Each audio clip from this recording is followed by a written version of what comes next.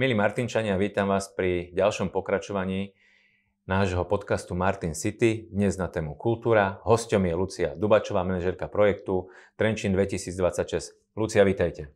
Ďakujem za pozvanie. Sme radi, že ste prišli. Čo nám poviete o projekte Trenčín 2026? Tak v prvom rade to, čo sa ma spýtate, ale teda rada zazdielam v podstate akékoľvek zážitky z našej kandidatúry alebo z aktuálnych procesov.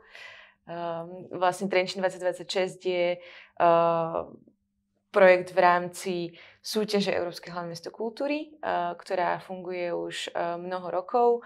Vyhlasuje ju Európska komisia a každé raz za 13 rokov vlastne každá krajina má príležitosť, aby jedno mesto sa stalo Európskym hlavným mestom kultúry. Každý rok sú vlastne vyhlásené dve krajiny, ktoré sa o tento titul môžu uchádzať a na rok 2026 prebiehala súťaž pre Slovensko a pre Fínsko. Čiže vlastne Trenčín bude Európskym hlavným mestom kultúry v roku 2026 spolu s fínskym mestom Oulu. Ďakujem. Možno, že ľudí v Martine prekvapí, že sa pýtam na Trenčín, keď sa podcast volá Martin City. Téma je jasná. Pýtame sa tých najlepších, tých manažerov, ktorí boli vo svojej práci úspešní, a preto sa vás pýtam, prečo si myslíte, že bol Trenčín práve v tejto súťaži úspešný a prečo sa mu podarilo tento titul získať? Veľmi dobrá otázka, na ktorú si ťažko odpovedá, pretože možno, že na začiatok spomeniem, že pre tých, ktorých by to možno veľmi do detailu zaujímalo, tak na stránke Ministerstva kultúry aj na našej web stránke, to je trenchin2026.eu, je zverejnený taký ten kompletný report od tej poroty, ktorý veľmi podrobne popisuje, že aké boli plusy a minusy kandidatúry jednotlivých miest. Aj v tom prvom kole, kde bol aj Martin, aj v tom druhom kole, kde už sme boli teda iba Trenčín, Nitra a Žilina. No a teda ja sa asi budem držať tohto reportu, lebo je veľmi ťažké akoby sám seba niekedy hodnotiť. Čiže z tej objektívnej stránky tam bolo určite vyzdvihnuté to, že teda my sme naplnili tie kritéria tej súťaže veľmi detailne a teda veľmi komplexne. Boli tam napríklad vyzdvihnuté také veci, že v rámci dlhodobej stratégie, že sme tam mali veľmi dobre prepojené jednotlivé prvky tej kandidatúry alebo proste prvky toho plánu, ktorý navrhujeme. Že tam neboli nejaké voľné vlákna v tom, ktoré s ničím nesúviseli. Že naozaj sme mali pekne každú časť prepojenú so všetkým ostatným. Takisto bola vyzdvihnutá kvalita toho kultúrneho a umeleckého programu, ktorý teda jednak bol postavený tak, aby zapájal rôznorodé skupiny obyvateľov, nielen v Trenčine, ale aj na Slovensku a v zahraničí. Ale zároveň mal vysokú umeleckú kvalitu, bol tam vytvorený nejaký balans medzi rôznymi umeleckými a kreatívnymi žánrami a zároveň zapájal vlastne všetky krajiny v Európskej únii a aj za jej hranice. Čo súvisí s tým, že takisto bola vyzdvihnutá tá európska dimenzia alebo európsky rozmer našej kandidatúry, kde teda tá porota akoby vyzdvihla to, že ten európsky rozmer pôsobil veľmi autenticky a prirodzene, čo je teda pravda, že my sme naozaj boli v kontakte so stovkami kultúrnych organizácií, inštitúcií, ale aj jednotlivcov, akože rôznych umelcov alebo dizajnérov. A naozaj sme sa tam bavili o tom, že čo môžeme spolu vytvoriť. A pokryli sme v podstate celú mapu Európy s tými partnerstvami. Áno. Ja to presne takto asi vnímam, že pred 13 rokmi boli Košice, teraz je to Trenčín, o 13 rokov zrejme sa môže aj mesto Martin uchádzať znova. My sme boli neúspešní, už v prvom kole sme boli ako diskvalifikovaní, alebo teda nepostúpili sme do druhého kola. Ale keďže to je iniciátorom tejto myšlienky Európska únia, tak predpokladám, že práve to prepojenie tej Európy a tieto synergické efekty smerom aj do vonka, ako ten message von z toho mesta, je asi dôležitý nástroj na to, aby bol človek úspešný. Keď chce byť úspešný, musí ho použiť. Áno, a v podstate tá súťaž, alebo ten úspech je iba taká zámienka. Pretože ono, možno sa na to niekedy zabúda, že tá kultúra nie je len nejaká voľnočasová aktivita, že to nie je len na to, aby sme mali čo robiť cez víkend alebo večer, ale tá kultúra zohráva extrémne dôležitú úlohu pri tom, ako žijeme. Ako sme spokojní s tým, kde žijeme, ako vyzerajú naše mestá, ako sa k sebe správame. Že tá kultúra nie je len ten obraz a ten koncert, ale kultúra je o tom, že čo jeme a kam vyhodíme to, čo nám ostane z toho jedla. Ako sa staráme o starších spoluobčanov alebo podobne. Tak. Ja to mám dokonca v jednom príhovore, kde vítam jubilantov, takú vetu, že ak sa chceme tvariť ako kultúrny národ, musíme starostlivosť o starších povýšiť na jedno z najdôležitejších pravidiel kultúry alebo v spoločnosti. Takáto vec sa musí objavovať, ale je to teda celý komplex vecí. Preto je zaujímavé sa s vami na túto tému baviť, lebo toto všetko nie je viazané iba na konkrétny Trenčín. Doteraz ste vlastne nepovedali nič v tom, ako byť úspešný, vzhľadom na to, že ten Trenčín má nejaký hrad alebo zámok, že má podzámok, že je to nejaké prírodne usporiadané, že tam je letisko, že sú tam nejaké iné väzby na tú infraštruktúru, ale toto všetko, čo ste povedali, mi pasuje na akékoľvek mesto, ktoré prejaví záujem a vôľu sa o takúto vec uchádzať. Pretože Trenčín je síce krajské mesto, oproti Martinu je to rozdiel, čiže sú tu inštitúcie, ktoré majú ten krajský význam, ale aj v Martine máme kopec inštitúcií. Čiže zatiaľ stále sa bavíme o tom, je to možné urobiť aj v Martine a aj Martin by mohol byť úspešný, keby sa chcel takýmto spôsobom uchádzať, ale asi to víťazstvo nie je jediná cesta, ako skvalitniť kultúrny život v Martine. Áno, v podstate premýšľam, odkiaľ to uchopiť. Každé mesto má nejaký potenciál. A je dôležité, aby ten potenciál v prvom rade videlo, identifikovalo a potom na ňom stávalo. Čiže preto áno, nemyslím si, že v tej kandidatúre, ako samozrejme, určite nejakým spôsobom sa nám dobre pracovalo s niektorými vecami, ktoré v tom meste sú, ale keď hovoríme konkrétne o tej kandidatúre na Európske hlavné mesto kultúry, nezohráva to tú rolu. Čo bolo dôležité je to, že čo s tým, čo máme, spravíme. A aký bude ten posun z toho, kde sme teraz, k tomu, čo vlastne navrhujeme v tom projekte. Že ako veľmi sa to mesto posunie, rozvinie. To bolo dôležité. A čo spravíme s tým, čo máme. Takže z tohto hľadiska tá kultúrna infraštruktúra samozrejme zohráva veľmi dôležitú rolu, pretože to sú tí hlavní partneri pre ten rozvoj cez tú kultúru, ale každé mesto to môže spraviť. No, je to presne o tom, že tá prvá počiatočná fáza je o tom, aby sme pochopili, s čím môžeme pracovať. Áno. Potom je tam fáza taká, že si povieme, čo chceme docieliť a medzi tým sa potom začne pracovať s tými, akým spôsobom.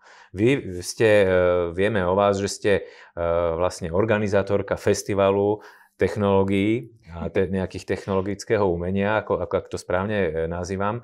Čiže myslíte si, že aj toto má veľký vplyv na to, že keď ste pred tými 3 mesiacmi alebo 3 mesiace predtým, ako bolo vyhlásenie súťaže, vstúpila do tohto tímu ľudí, ktorých ste začala aj viesť, že to zohralo nejakú dôležitú úlohu v tom, že ste videli veci viac tak ako do budúcnosti, ako my sme sa trošku v Martine opierali viac o tú históriu. Preto to hovorím, kdežto v tom Trenčíne som cítil, že to je ako keby nejaké nasmerovanie alebo nejaká vízia toho, ako by to malo vyzerať v budúcnosti.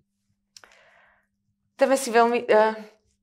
To, že ako sme zostavili ten projekt a nakoľko bol, nazvime to progresívny, si myslím, že záležalo od mnohých faktorov. Samozrejme zohralo určite úlohu to, že v akom kontexte ja žijem, fungujem a pracujem, ale takisto zohralo veľmi dôležitú rolu to, že kto bol v tom tíme. A že vlastne každý jeden človek, ktorý na tej kandidatúre spolupracoval, si myslím, že bol veľmi dobrý profesionál vo svojom odbore. Teda, že mali sme v týme ľudí, ktorí sú z tej kultúry, niektorí členovia týmu sú treba architekti, alebo robia iné festivály, alebo podnikajú, že naša aktuálna umelecká riaditeľka má firmu, ktorá funguje na princípe toho, že vyrábajú pucle, ale oslovujú rôznych slovenských ilustrátorov a dávajú ich ilustráciu na tie pucle. Čiže mali sme, že naozaj každý do toho tímu priniesol nejakú úplne inú vec, úplne inú skúsenosť. Určite spravilo veľa to, že ten tím bol veľmi mladý a zároveň ešte, čo bolo určite dôležité a čo priniesol tento treba progresívny prvok do tej kandidatúry, bolo to, že my sme tú kandidatúru nezostavovali akoby autorsky. Že to je ten bitbook, ten výherný dokument je práca stoviek ľudí. My sme mali dokonca aj programovú radu, do ktorej sme si pozvali národných odborníkov. Hej, mali sme tam Michala Kaščaka, mali sme tam Máriu Ríškovú, ktorá je je bývalá aktuálne riaditeľka Slovenského centra dizajnu a aktuálne spolupracuje na stratégii kultúry na ministerstve kultúry. Mali sme tam pána Michala Vašečku, ktorý je slávny slovenský sociológ. Mali sme tam Petru Fornajovú, ktorá vedie Nudens Festival a je takou osobnosťou slovenskej tanečnej scény. Mali sme tam Luciu Satinskú, ktorá je osobnosť slovenskej literatúry. Mali sme tam Petra Kohouta, ktorý je člen týmu architektov myslím, mesta. aj je stále, tuším. Áno, však. aj je stále. Keď sme si u teda nás pozerali tú vašu vlastne to zloženie tých ľudí, tak sme tam týchto ľudí ponachádzali. A to je ten trošku rozdiel, lebo asi by ste menovali všetkých tých ľudí, zaslúžia si to samozrejme. Hej, boli to títo 6. Hej. No, ale ešte tých ľudí tam bolo výrazne viacej v tom, keď vravíte, že sa tam vlastne zhmotnila práca možno až stovky ľudí. Tunak je trošku ten rozdiel medzi tým, ako sa to poňalo v Martine. U nás to bolo zobrané tak, že sa tomu venovala úzka skupina ľudí, ináč veľmi kvalitných a bezosporu ja s nimi aj spolupracujem, či už po historickej úrovni alebo v tom kultúrnom biznise oni fungujú, ale nedá sa konkurovať vlastne takému aparátu ľudí, ktorí sú takisto z fachu, ale ich viac a správne sa to riadi, správne sa to rozdeli. Mňa ale zaujíma, ako to vlastne tá myšlienka, že Trenčín ide kandidovať, vznikla? Akú oporu má vlastne takýto projekt u samosprávy? Do akej miery komunikujete? Ako je to podporené finančne? Odkiaľ sa našli tieto zdroje? Či to bolo teda platené iným spôsobom? A aké boli tie etapy možno toho vývoja? Keby ste to tak nejako povedali, lebo principiálne sa asi nechceme baviť ako o Európskom hlavnom meste kultúry, ale chceme sa baviť o tom, ako tú kultúru v jednotlivých mestách navýšiť. A máme takú malú dušičku, že nám prezradíte ten know-how, ako to môžeme docieliť. Čiže kedy to vzniklo, koľko to stálo a kto to zaplatil a ako sa to dá aplikovať aj na iné mestá, ako to cítite? Možno mi budete musieť pripomenúť niektoré z tých otázok budem neskôr. Čiže, ako to vzniklo? Všetko, čo poviem, nie je univerzálny recept. V každom meste, aj z tých iných výherných miest, to bolo úplne inak. Mm-hmm. Takže poviem, ako to bolo v Trenčine, ale to neznamená, že tak to má byť vždy. Môže sa to diať rôznym spôsobom. U nás to bolo tak, že kandidatúru inicioval pán primátor, Richard Rybníček aktuálne, ktorý si zvolal skupinu v podstate kultúrnych nejakých zástupcov z mesta a v podstate povedal im, že myslí si, že by bolo dobré, aby mesto kandidovalo a čo si o tom oni myslia. Ja som bola prítomná iba na jednom z týchto stretnutí a čiže neviem o tom povedať oveľa viac, ale potom sa nejakým spôsobom začali stretávať skupiny ľudí a až sa vyformoval nejaký ten tým kandidatúry, ktorý bol ale v podstate nezávislý, hej, že to boli ľudia, ktorí vôbec na meste nepracovali. Ale mesto im poskytlo zázemie, a teda aj finančnú podporu. Čiže keď sa pýtate na to, že kto to platil, bolo to mesto Trenčín. Zastupiteľstvo to vždy schvaľovalo vlastne rozpočet na kandidatúru. Zastupiteľstvo vyčlenilo balík peňazí na prvú etapu, aspoň na ten počiatok, alebo už mali aj víziu, že koľko to bude stať do budúcnosti, alebo celý ten projekt? Do toho druhého kola my sme vlastne predkladali návrh rozpočtu. Už akoby za náš tím. Do toho prvého myslím, že to bolo trošku inak, ale pritom som ja nebola, takže o tom neviem až toľko, ale do toho druhého kola sme predkladali. A bolo to skôr také, že my sme im hovorili o tom, že čo vlastne treba, že nebola to iniciatíva úplne zastupiteľstva, ale musím povedať, že bolo veľmi pekné to, že oni sa s tým okamžite stotožnili. Pán primátor samozrejme, keďže to navrhoval, ale aj zastupiteľstvo sa s tým veľmi rýchlo stotožnilo a dobre to spolu fungovalo, si myslím, že to bolo fajn. Áno, lebo je to tak náročný proces, ktorý keď chceme pokryť ľudskými zdrojmi na vysokej úrovni, tak je jasné, že ak to má byť úspešné, musia sa tomu venovať tak, že iné aktivity pôjdu bokom, čiže oni z toho potrebujú mať aj nejaký benefit, pretože baviť sa len o peniazoch niekoho môže odrádzať, ale naozaj to asi v dnešnej dobe ináč nejde. Pre mňa je to teda taký zaujímavý moment, že to mesto musí vytvoriť, okrem teda toho finančného zázemia, aj také podhubie, takú požiadavku, spoločenskú objednávku na to, že takáto vec prichádza, mesto na to môže získať a aj keby nebolo úspešné, tak sa minimálne zmapuje situácia, nájdú sa silné, slabé stránky toho regiónu, lebo to sa netýka iba hranice mesta, to vlastne celý región zrejme zasiahne. No a až potom sa to môže postupne vyvíjať a obklopovať sa tými správnymi ľuďmi. My sme totižto, aby ste mali predstavu v Martine, zhruba na úrovni 300 000 eur sa dáva momentálne do kultúry, z toho je ešte čas na kultúrnu scénu. A toto je zhruba ten balík, s ktorým mesto Martin narába. A konkrétne na túto kandidatúru sa počítalo s balíkom zhruba 40 000 eur. Je to podľa vás dostatočný balík na to, aby sme mohli byť úspešní, alebo aby sme mohli oslovať tak úspešných ľudí, ktorí by tomu ponúkli svoje meno? Určite nie. Určite nie. Je to veľmi málo. Aj celkovo ten vklad do tej kultúry je veľmi malý. A to si myslím súvisí s tým, ako je kultúra často poddimenzovaná. No, alebo skôr vnímaná. Hej? Že v prvom rade je dôležité, aby tá samospráva vedela, čo tá kultúra je a na čo ju môže použiť. Keď tá samospráva vie, že tá kultúra nie je teda len nejaký voľnočasový program, ale že je to pre nich obrovský a dôležitý nástroj na to, ako komunikovať s občanmi, ako vytvoriť v tom meste, vlastne ako vytvoriť dobre fungujúce mesto. Dobrú atmosféru vlastne, lebo to dobrú súvisí. Atmosféru, ale aj ono to súvisí so všetkým. Dobrú ekonomiku, dobré životné podmienky, dobré prírodné podmienky. To sa všetko dá veľmi pekne. Kultúra je vlastne softový nástroj pre to mesto. A veľa problémov alebo víziev, ktorým špeciálne menšie mesta čelia, sú riešiteľné kultúrnymi nástrojmi v tom prvom kroku. Samozrejme, nevyriešite, kanalizáciu cez kultúru, ale možno nejaké témy okolo toho, že či tú kanalizáciu chcú tí občania nejakým spôsobom by sa dalo, alebo ako sa to dá inovovať. Čiže tá kultúra by mohla byť veľmi často keby tým prvým krokom, aby potom všetko ostatné bolo treba efektívnejšie, alebo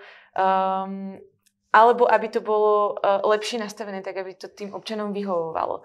A keď to vlastne tá samospráva vie a začne s tým pracovať, tak do toho prirodzene investuje, pretože vidí, že to má výsledky a že to zefektívňuje všetky ostatné procesy.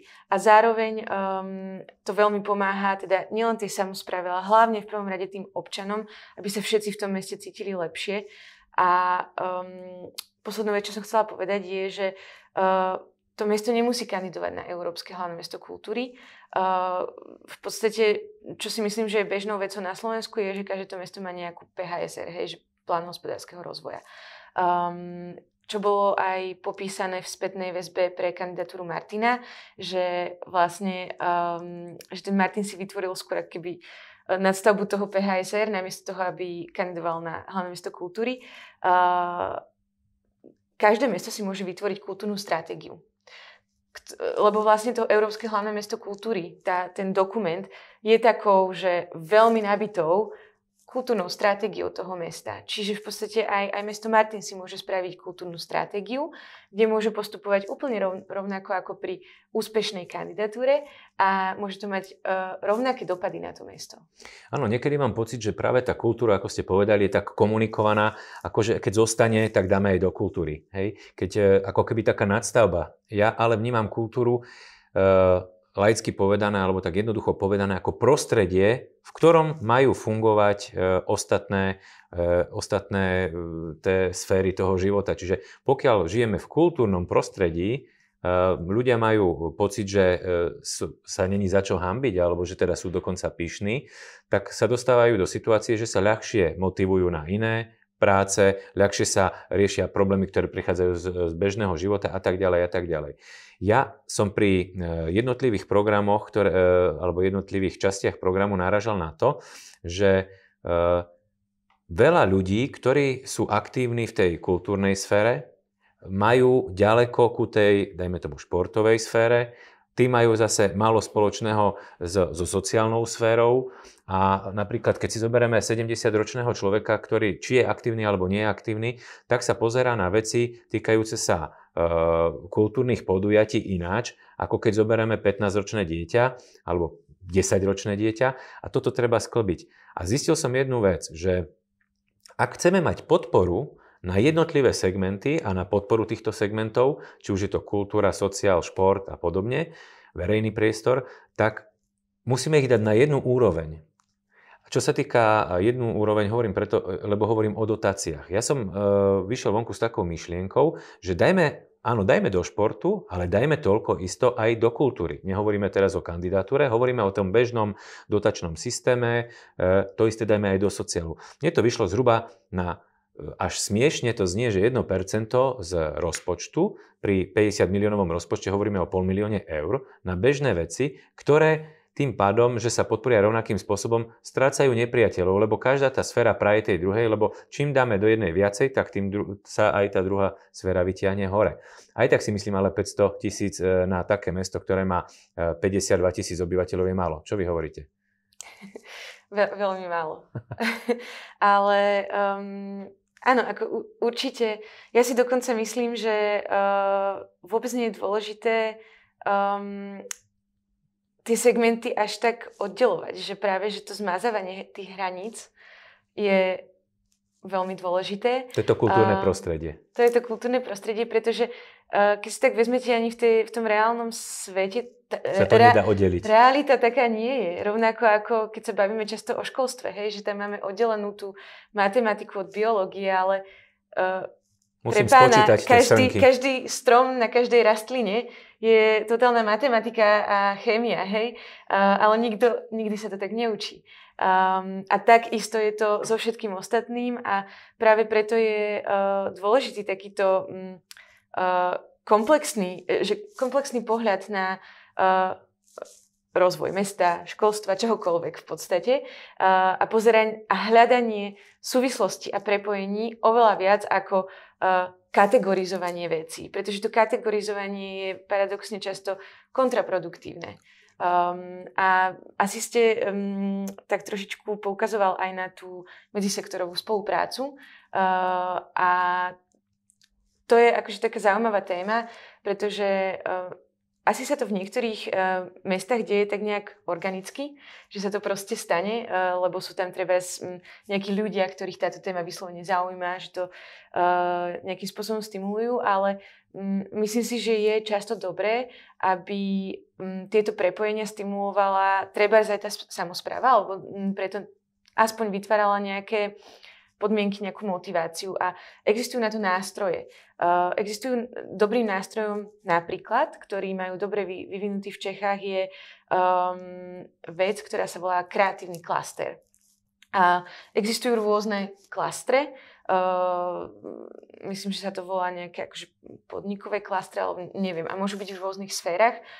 Takisto môže byť kreatívny klaster a je to vlastne taký network organizácií, inštitúcií, jednotlivcov a firiem z nejakej sféry, ktorí sa vlastne združia do tohto networku za účelom toho, aby vytvárali medzi sebou nejakú synergiu, aby mali nejaké spoločné ciele, spoločnú agendu.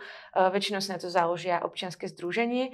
Samozrejme je dôležité zistiť, že či to v tom konkrétnom meste dáva zmysel, lebo možno, že v Martine nie je na to potenciál. Ak vám môžem do toho vstúpiť, to ste mi trošku nahrali, pretože jedna z mojich aktivít v minulosti bolo, ja som takéto občianske združenie založil. Stal som sa jeho predsedom, mal som tam manažérku a podarilo sa nám urobiť v rámci rozvoja nášho regiónu zastrešenie 44 obcí v našom Turci. A to sa volalo Partnerstvo pre Masturiec. Bolo to koordinované, alebo je to koordinované ministerstvom pôdohospodárstva. Funguje to alebo komunikuje to jazykom LEADER.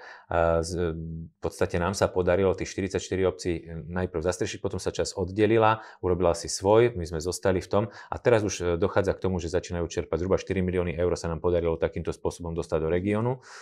A je to niečo, čo súhlasím s vami, blízky Martinu je Liptov, kde je to evidentné, že to rozrastanie tých Nízky Tatry, Jasná a celý ten región je tak veľký, že keď sme to mali merať nejakými číslami, tak v ich prípade to je myslím 600 alebo 650, 700 tisíc eur ide z ubytovacích poplatkov do mesta, ktoré sa tam zase môžu naspäť vrátiť. To isté v Martine sme my mali na úrovni 40 tisíc eur. Teraz už je to 80, lebo v zastupiteľstve som navrhoval, že zdvihneme poplatok ubytovací na 1 euro, čo sa teda podarilo a mali by tie peniaze zostať v tom segmente turizmu. Ale práve ten klaster alebo to partnerstvo si dalo spoločný cieľ. Hej? A ten spoločný cieľ sme v oblasti dopravy, v oblasti kultúry, práčovne, turizmu a tak ďalej. Ľahšie sa komunikovalo. Je to super vymyslené, akurát v tomto prípade sme čakali na to možno 8 rokov, kedy budeme môcť čerpať. Ale viem presne, o čom hovoríte a teda už nie som predseda, ja som vystúpil z toho združenia, ale je ďalej činné. Už to bolo náročné na čas a už som sa teda rozhodol, že sa budem venovať iným veciam. Keď hovoríte o tom, že niekto by to mal zastrešovať, samospráva, určite tam súvis, či už hovoríme o Európskom hlavnom meste kultúry alebo akomkoľvek kultúrnom meste, súvis so samosprávou je, alebo spolupráca, partnerstvo so samosprávou by malo byť neoddeliteľnou súčasťou takéhoto fungovania. Určite áno. Ako pri všetkom, ako som hovorila o tom hľadaní, prepojení, tak samozrejme, že toto je veľmi dôležité prepojenie. A ja teda len poviem, že teda nie som vôbec žiaden odborník na samosprávu, ale poviem tie skúsenosti, ktoré mám z kandidatúry a z rôznych spoluprác so samosprávami, že je veľmi dôležité, aby sa, alebo v súčasnosti existuje nejaký ten trend participatívnych procesov napríklad. Myslím si, že je to veľmi efektívny nástroj pre samosprávy, akým si lepšie porozumieť s občanmi.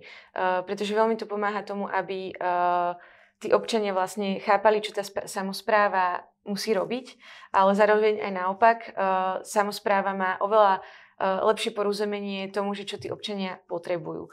Sú tam napríklad projekty ako participatívne rozpočty. Keď sme sa bavili o tých financiách, tak to navýšenie financií nemusí znamenať iba v rámci dotácií. Môže to znamenať napríklad aj takéto aktivity. A vy ste spomínal, že niečo trvalo 8 rokov.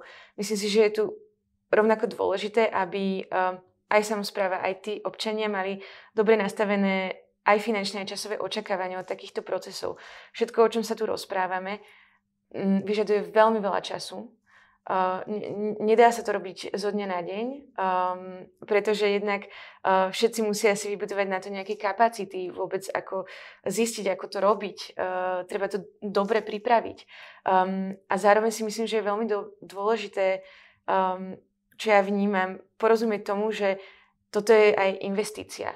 Ale investícia akoby dovnútra do tej samosprávy, pretože na tých mestských úradoch musia byť kapacity na to. Oni na to musia mať ľudí. Na kultúrny rozvoj a na rozvoj participácie je treba strašne veľa zamestnancov, to je strašne veľa práce. A tých ľudí treba ohodnotiť. Je to veľmi ťažká práca, pretože tam je veľmi veľa práce v teréne napríklad. Chodiť medzi tých občanov, zisťovať, čo potrebujú. To je neskutočná spústa stretnutí, mapovaní, zisťovaní, ale má to efekt, pretože v konečnom dôsledku všetci sú spokojnejší, to mesto lepšie funguje.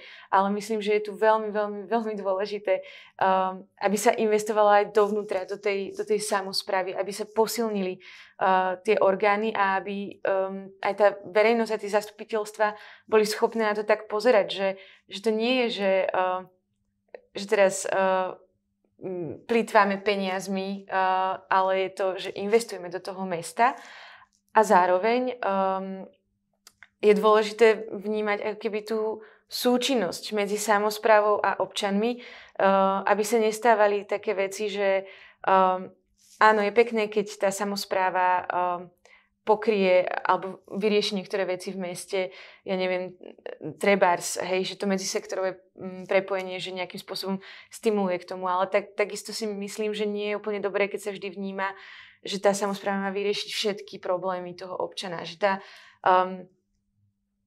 zmena z pasívneho na aktívneho od tých občanov je veľmi, veľmi dôležitá, ale je to akoby veľmi taký krehký tanec na ľade medzi tým, že čo ešte stimuluje samospráva a čo už by mal vlastne ten občan prevziať tú iniciatívu nad tým. Ale to zase vychádza z komunikácie. Pokiaľ sa to dobre odkomunikuje, tak tie očakávania sa priblížia tomu, čo je ideál asi. Ja si osobne myslím, že práve tá poddimenzovanosť na našom úrade, lebo my máme šikovných ľudí, baby, ktoré sa venujú kultúre alebo pracujú s kultúrou v Martine, majú často kumulované funkcie. Hej? Oni majú veci, ktoré ich často vyťažujú na iné veci a tým pádom tá ich osoba je rozpoltená, prípadne ešte aj menej, ešte menšiu časť toho dňa môžu venovať práve takým aktivitám, o ktorých ste hovorili. A to už nehovorím o tom, že ich je tam málo. Čiže častokrát dostávam otázku, keby si sa stal ty primátorom, ako by si sa pozeral na posty viceprimátorov, že koľko, 1, 2 alebo 3. Ja som zastancom toho názoru, že keby sme mali byť úspešní v napríklad europrojektoch a budeme jednoducho mať tam na tej pozícii človeka, ktorý svojou aktivitou skoordinuje tým ľudí, ktorí pre to mesto prinesú obrovský balík peňazí, tak otázka neznie, či to miesto je dobre zaplatené, ale znie, že koľko ešte k nemu ľudí pribudne, hej, ale musia mať výtlak. To isté, tuším, aj v kultúre narážame na to, že vlastne keby tam, nehovorím, že bol tretí viceprimátor alebo štvrtý, ale niekto s takými právomocami, že má právo si zostaviť tým ľudí, má právo koordinovať ich činnosť, má právo zo svojej pozície požiadať alebo predložiť na mestské zastupiteľstvo nároky na financovanie jednotlivých aktivít a samozrejme vie to pokryť svojimi referenciami, následnými výsledkami a do ďalších krokov je to pôda, kde ľudia musia asi trošku alebo mali by trošku pochopiť, že ten človek nie je na škodu, keď je prínosom. A niekto to odmieta v tom zárodku práve preto, že Ježiš, to bude ďalšie pracovné miesto navyše. Áno, a tá kumulácia tých aktivít nie je len časovým problémom, ale je to aj odborným problémom. Pretože nie je vždy riešením, že niekto má viac času, neznamená, že dokáže robiť dve práce. Pretože každý máme nejaké vedomosti o niečom a nejakú expertízu na niečo a je dôležité, aby aj tá samospráva alebo akákoľvek firma, organizácia, myslím si, že akákoľvek firma by takto premýšľala, ak chce byť úspešná, aby bola schopná si dať na tie pozície ľudí, ktorí naozaj sú odborníci na tú tému. A to nemusí... Áno, to znamená, že niekedy už aj keď má zamestnanca, ktorý má ešte čas, tak to nemôže ten istý človek robiť. Samozrejme, bavíme sa tu vo veľkých ideáloch, že toto že možno, že v tej teórii to tak dobre znie všetko, ale ja zase chápem, že to je veľmi ťažké. Vy keď ste zostavovali ten tím, alebo keď ste do neho vstupovali, tak mňa zarazilo, práve naopak. Bol som milo prekvapený tým, že na takúto aktivitu boli vlastne zoskupení ľudia, väčšinou mladí. Ja som si to pozeral o tej vašej spoločnosti. Takisto ste rozpočtová, alebo ste nezisková? Alebo nezisková organizácia. A takže to zosúladenie týchto mladých ľudí bolo také, až ma prekvapilo, že tam v podstate z každého, už z tých obrázkov a z toho, čo som si čítal o tých aktivitách tých ľudí, na mňa vybehlo to, že to sú ľudia, čo majú drive. Ale takisto na mňa urobilo dojem to, že boli úzko špecializovaní v tých jednotlivých oblastiach, kde boli asi v podstate na čo boli do tej skupiny vybraní. Ale vaša úloha je teda asi ich využiť, každý v tej svojej sekcii, aby bol výborný, ale vy musíte zadávať správne úlohy, aby vznikla tá synergia medzi nimi ako dohromady, či nie? No to už je asi taká manažerská otázka a tých spôsobov manažmentu je mnoho a ja mám teda nejaký svoj, ktorý neviem, asi aj je dôležité, aby každý realizoval ten, ktorý mu je prirodzený, ale tu neviem, či je to úplne ideálny príklad na tú tému tej odbornosti, pretože ten náš tím vznikal úplne organicky, úplne náhodne a dokonca ja som ho dostala do vienka. Vy ste tam tých pár dní predtým nabehli do toho, koľko to bolo teda? No, ja som prišla do týmu 3 mesiace pred deadlineom do prvého kola. No. To musel byť frmol už potom tam na záver, či? Áno. to bolo dobrý zážitok, ale a špecificky v tom našom týme sa tie úlohy rozdelili podľa toho, ako vlastne je štrukturovaný ten projekt. Že ja keď som prišla, tak potom sme sa dohodli, že OK, že ty budeš robiť túto kapitolu, ty budeš robiť túto a ty túto. A niekedy to sedelo k tomu človeku a niekedy trošku menej, ale bolo to o tom, že tí ľudia tak veľmi tí ľudia, čo boli v tom tíme, oni tam boli, pretože tam chceli byť.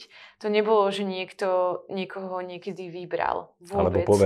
Alebo poveril. Oni proste povedali, že ja som tu a chcem prispieť. A toto je aj pre nás teraz také dôležité stále komunikovať, že áno, že potrebujeme vidieť, že kto chce. A musíme vedieť, že tí ľudia chcú na to, aby sa dalo spolupracovať, pretože nikoho nemôžeme nútiť. A dostávame často aj otázku, že možno až takú negatívnu, že prečo nemáme ten tím lepšie generačne vyvážený. No presne preto, lebo sú tam tí ľudia, ktorí prišli, že ja chcem a tí sme akoby na začiatku tých vzali. Teraz máme otvorené pracovné pozície. Možno keby aj z Martina niekto mal záujem, tak kľudne môžete vyzvať Martinčanov, ktorí máte, ale ak sú dobrí, tak ich nepustíme. A na ne sa môže prihlásiť v podstate kdokoľvek z akékoľvek generácie a my nikdy nehľadíme na to, že berieme iba mladých ľudí. Určite nie. Zaujíma nás to, že či má tú skúsenosť, tú schopnosť, ktorú potrebuje. To je zaujímavá myšlienka, preto chcel som sa ku nej ja dopracovať, že či to bol ako váš spôsob riadenia firmy, že si vyberáte mladých ľudí. Vieme, že ste teda prišli vy do kolektívu, ale je to naozaj o tom, že vek nie je rozhodujúci, pokiaľ má človek čo ponúknuť a chce to ponúknuť. Čiže to nelimitovanie ľudí vekom je takisto dôležitá vec, ale pokiaľ chce prispieť, tak je úplne jedno, či je starší, mladší a pokiaľ vie. Lebo sú ľudia, ktorí, to je smrteľná kombinácia, ktorí chcú a nevedia. A to je niekedy ešte viac na škodu. A ešte by som doplnila, lebo je to dôležité, minimálne pre nás hodnotové nastavenie je tam veľmi zásadné. Ako prebieha, lebo o manažovaní z toho, čo mám záujem robiť ja a to, čo robíte vy, platí určite jedna spoločná zásada, že musí to byť dobre manažované, musí to byť dobre riadené, lebo pokiaľ máme potenciál u jednotlivých ľudí nejaký a nevieme ho využiť nie je to dobre manažované. Pokiaľ má ten potenciál človek menší, mali by sme ho nahradiť alebo naviesť na správnu cestu. Čiže toto je asi spoločné, čiže tu by som sa mohol poučiť aj v tom, ako sa vám podarilo, alebo ako sa vám darí manažovať ten tým ľudí už v súčasnej dobe, kedy teda asi už teraz vám došlo, že to treba teraz aj zrealizovať, všetko, čo sa popísalo. Prebiehajú nejaké meetingy, nejaký brainstorming, nejaké teambuildingové akcie, alebo ako fungujete? Taktiež neviem, či som úplne, že nemusíte hovoriť o všetkých. Ale jasne, poviem akože z mojej skúsenosti, to, čo ja si myslím, že funguje, alebo ako to my robíme. Už pri tej prvej otázke som potom doplňala tie hodnoty a od toho asi začnem, pretože niekedy sa na to asi zabudá v organizáciách, ale my sme napríklad teraz prvé mesiace, že normálne si v tom týme napísali, že čo je pre nás dôležité. Ale nie, že za koľko peňazí, čo kedy spravíme, ale skôr z toho hľadiska, že sme sa dohodli, že ako k sebe budeme pristupovať. A máme tam takých 5 hlavných vecí a je to, že zvedavosť, čo je teda aj našim motom tej kandidatúry. Áno. A nie je to len také slovo, ktoré sme použili, lebo je pekné, ale pretože naozaj tomu veríme. Budovanie zvedavosti. Áno, pestovanie.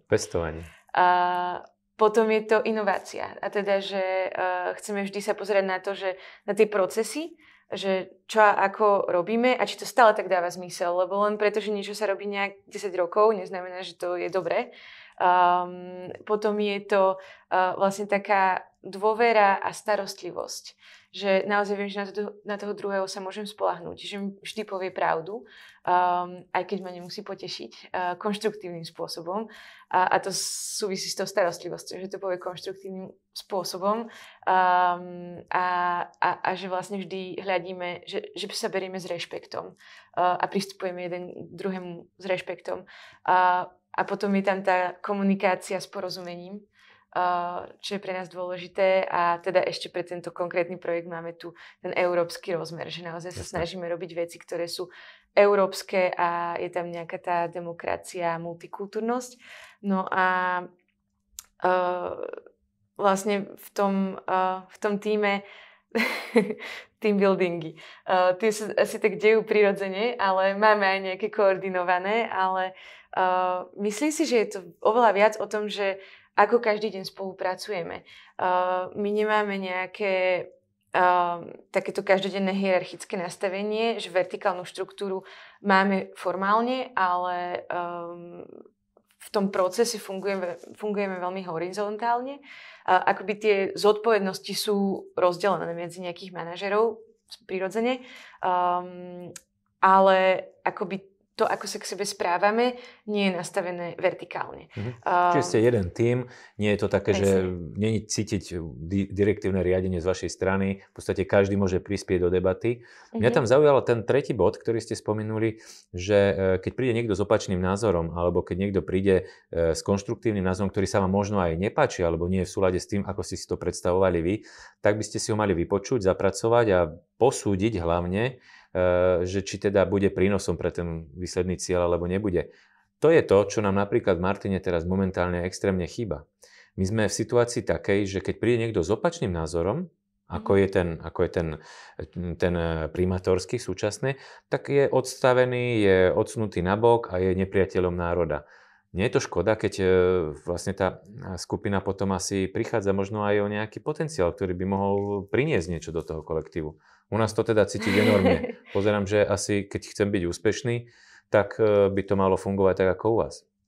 Tak je to zase taká tá ideálna situácia, ale tam je asi dôležité to, ako je ten názor komunikovaný. Pretože aj my sa stretávame často s tým, že ľudia nie vždy úplne citlivo hovoria a ťažko sa im oddelujú emócie od faktov. A myslím si, že špeciálne v takýchto, to je veľmi zložitá komunikačná situácia. Vyjadriť opačný názor k niečomu, čo je teraz akoby väčšina. A myslím, že tam špeciálne funguje to, že keď sa hovorí o faktoch a veciach, ktoré sú externé odo mňa a pomenovávajú sa situácie a nie to, či niekto niečo spravil dobre alebo zle, ale to, či niečo dáva takto zmysel alebo nedáva to takto zmysel. A potom už sa môžeme konštruktívne rozprávať. Ale myslím si, že tu často zlyháva práve toto, že sa často hovorí o tom, a tam tento spravil zle a tam to zabudol a neurobil a toto je škaredé a toto je pekné. Takže to ja špeciálne veľmi nemám rada, že toto je škaredé, to je pekné. No nie, toto sa mi páči, nepáči, hej. A tebe sa môže páčiť niečo úplne iné a to je v poriadku, ale otázka je, že funguje to, nefunguje, alebo sú spokojní, tí obyvateľe nie sú spokojní a od toho sa môžeme odraziť, no. Rozumiem. Aby sme sa ešte trošku vrátili k tomu vášmu úspešnému projektu, mňa by možno zaujímalo, lebo prebehlo teda, že tých 100 miliónov eur by sa malo v regióne preinvestovať, čo je teda čiastka, ktorá ja považujem za rozhodujúcu pre najbližších možno 20-30 rokov a to môže výrazne zmeniť vlastne fungovanie jednotlivých miest, ktoré takto môžu čerpať peniaze z Európskej únie. Vieme, že aj Slovensko ako ministerstvo kultúry vyhlasuje hlavné mesto na Slovensku kultúry, hej, ktoré by sa o toto mohlo podieľať. Peniaze sú menšie, ale takisto asi má väčšiu šancu sa stať mesto takýmto na Slovensku mestom kultúry. Čo očakávate vy v tom Trenčine, že sa konkrétne bude diať s tými peniazmi? Ešte by som upresnila tú sumu. Je to vlastne do 100 miliónov a je to vlastne to očakávanie, že čo vlastne akoby pretečie tým mestom. Konkrétne s tou kandidatúrou súvisí priamo zhruba 55 miliónov, ktoré prídu teda z mesta Trenčín, z Trenčínskeho samosprávneho kraja a z Ministerstva kultúry a zmíry. Takže takto sú nejak tie financie rozdistribuované a na to sa samozrejme naväzujú všelijaké ďalšie zdroje, ktoré vďaka tomu titulu vieme získať. A teda pýtali ste sa, že čo sa za tie peniaze spraví. Čo očakávate? Ako sa to prejaví v tej kultúrnej infraštruktúre priamo tu? No, to je veľmi dôležité, keď sa bavíme o infraštruktúre, pretože ľudia často sa aj pozerajú na ten projekt hlavného mesta kultúry ako na fyzický projekt. Ono to tak kedysi aj bolo, že aj v Košiciach to tak ešte bolo, že sa za tie peniaze vlastne postavilo veľa nových budov, ja neviem, divadlá, kultúrne centrá, galérie. V súčasnej praxi to už nie je videné ako úplne dobrý prístup, pretože sa ukázalo, že nie vždy tá infraštruktúra všetká, ktorá sa postavila, je udržateľná dlhodobo. Funkčná. A hlavne akože to mesto už tie ďalšie roky potom nemá taký ten výtlak a chýbajú mu ľudia, ktorí by to jednak sa o to starali, ale aj to navštevovali. Čiže to je veľmi dôležité byť realistický a preto my sa oveľa viac pozeráme na tú softovú, na tú teda mäkkú infraštruktúru. Samozrejme, ako z tej sumy je tam priamo vydelených 38 miliónov, ktoré ešte mesto dofinancuje o 2 milióny na tú fyzickú infraštruktúru, teda na kapitálové výdavky. Ale sú to projekty, ktoré už mesto malo v pláne. My sme v podstate nič nenavrhli nové pre účel tej kandidatúry. My sme sa snažili napojiť to už, čo bolo v pláne, aby sa to vlastne naplnilo ľuďmi, aktivitami, aby to neboli tie prázdne miesta, tie prázdne steny, ale aby sa diali veci. Čiže mesto malo veľa plánov v rámci obnovy verejných priestranstiev napríklad. Tak sme sa rozhodli, že tak poďme navrhnúť programy, ktoré sa dejú vonku, vo vnútroblokoch, v parkoch, proste na uliciach. A samozrejme sú tam nejaké také vlajkové infraštruktúrne projekty, ako je obnova starého železničného mosta, na čo sa veľmi tešíme. Je to jedna z takých asi najviditeľnejších vecí, ktoré sa stanú. My tam máme teda veľmi, akože z môjho pohľadu, pekný most, alebo je na peknom mieste, on prepája centrum mesta s druhou časťou mesta, ktorá je viac taká rezidenčná a vlastne tým pádom spája tie nábrežia váhu, čo v iných mestách často býva akože super príležitosť, má tam akože strašne veľa života, kultúrnych aktivít. Takže toto by sa malo udiať, ten most sa má transformovať na také plávajúce námestie, budú tam rôzne také kreatívne prevádzky, ale aj priestor na kultúrne podujatia. Zároveň má sa tam zrevitalizovať aj kultúrne centrum Dlhé Hony, ktoré má byť zamerané viac na také akože dizajnovo, možno módne projekty, práve také, čo projekty a aktivity, ktoré sa venujú tomu kreatívnemu priemyslu. Takže to sú také hlavné veci a možno ešte do tretice sa tam veľmi intenzívne pozeráme na to a komunikujeme s Ministerstvom obrany o tom, ako môžeme v podstate, ja by som to povedala tak odvážne, že vrátiť mestu najväčšiu kultúrnu budovu, ktorá tam je. A to je okruhový dom armády, ktorý je v centre mesta. Je to v podstate najväčšia divadelná sála, ktorú máme v meste. Sú to také aj najlepšie reprezentatívne priestory, a oni sú využívané na kultúru, ale nie sú v rukách tej kultúrnej, alebo že tých komunít mesta úplne. Hej, že je to v prvom rade pre tie nejaké komunity, ktoré súvisia s tou armádou. A teda my tam vidíme ten potenciál, že tá budova by sa mohla oveľa viac otvoriť tým občanom všetkým, nielen tým, ktorí súvisia s tou armádou, a že by to naozaj mohol byť taký plnohodnotný, otvorený kultúrny priestor, čo súvisí znova aj s nejakou investíciou samozrejme do toho, ale znamená to, že nejdeme postaviť nové divadlo v Trenčine. Jasné, to divadlo vy nemáte, Martin má. Tá softová verzia je to, čo mňa zaujímalo v tom, čo ste hovorili, lebo hovorí tu o Trenčine, chceme kvôli tomu, aby sme našli paralelu medzi Trenčinom a Martinom. Tá softová verzia, alebo tá aplikácia v tom softe je taká, že sa v podstate tie kultúrne akcie môžu životaschopne rozšíriť a udržať na jednotlivých sídliskách, v mestách, na miestach, kde to majú možnosť urobiť. Tým pádom to není ako keby, že sa budujú nejaké nehnuteľnosti alebo renovujú nehnuteľnosti. A tým, že sa to podporia, nájde sa nejaké zvykové právo a teraz keď sa to dá do života, tak to môže fungovať. My už sme s takýmito aktivitami, Martine, napríklad začali. Kolega z našho výboru mestskej časti navrhol a úspešne sa zrealizovali projekty. Napríklad na konečnej zastávke autobusu sa vyťahlo piano, umelkyňa tam zahrala, ľudia chodili trošku prekvapení, hneď to bolo oživenie. Lebo presne tá Hartová, pokiaľ je silená, alebo pokiaľ nemá podporu v nejakej vyslovene ekonomickej základni, príkladom sú zle zorganizované olympijské hry, kde vidíme, koľkokrát sa štadióny nedostanú do prevádzky, boli naddimenzované a toto je práve potom na škodu tej veci. Čiže ja som tiež zastancom toho, že áno, stánky treba, máme Martine kino Moskva, ktorý teda nešťastný názov v tomto období, často diskutovaný, ale bez ohľadu na to, nech má človek akýkoľvek názor, je to priestor, kde sa dá ten kultúrny stánok ako keby skvalitniť. OK, ale bez toho softu to nepojde, lebo darmo budeme mať krásne, ale prázdne divadlá a prázdne kina. Divadlá máme, chvála Bohu, plné v Martine, vy divadlo nemáte. Ozaj neplánoval Trenčín nikdy takýmto spôsobom sa rozvinúť, keď teda ste z fachu? Bola to veľká téma na diskusiu počas kandidatúry, že teda či to kamenné divadlo alebo nie. Súčasný trend, a čo nám zatiaľ dáva zmysel v meste, ktoré to divadlo nemá aktuálne, je to divadlo robiť kdekoľvek. Ja si myslím, že tých pódií v tom Trenčine je veľmi veľa.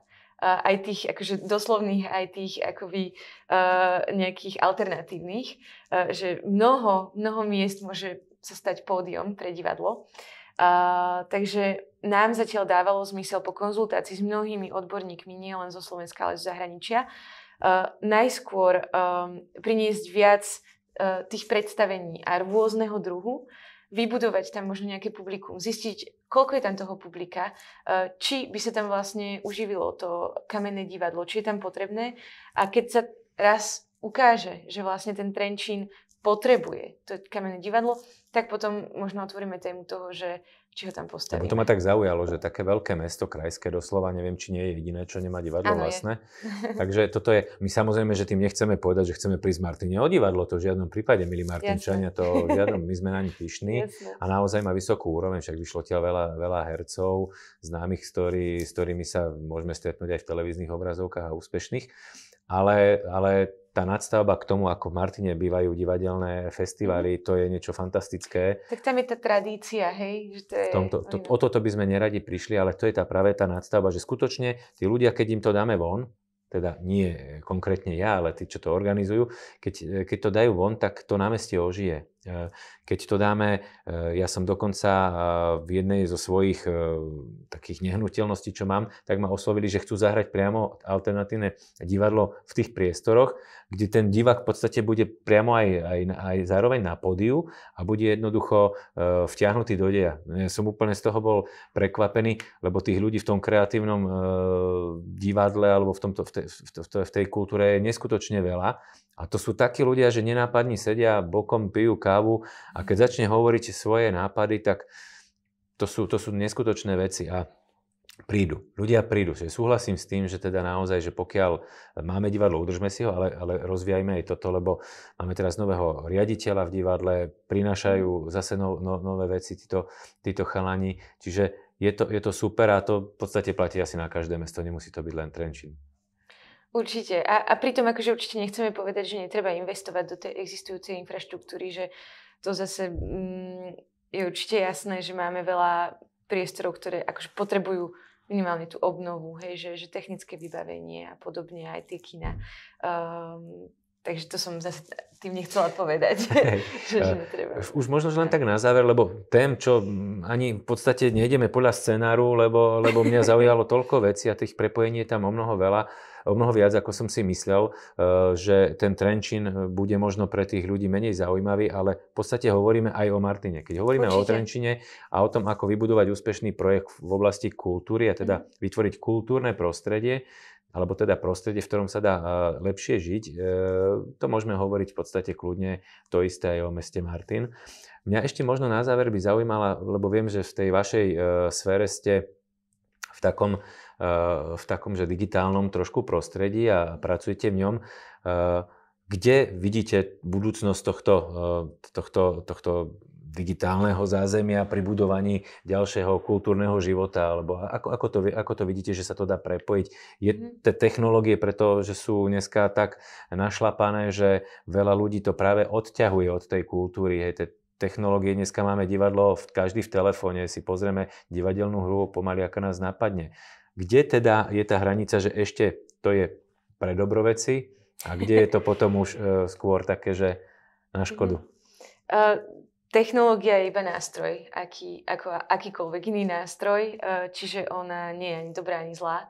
Záleží na čo a ako sa používa a kto ju používa.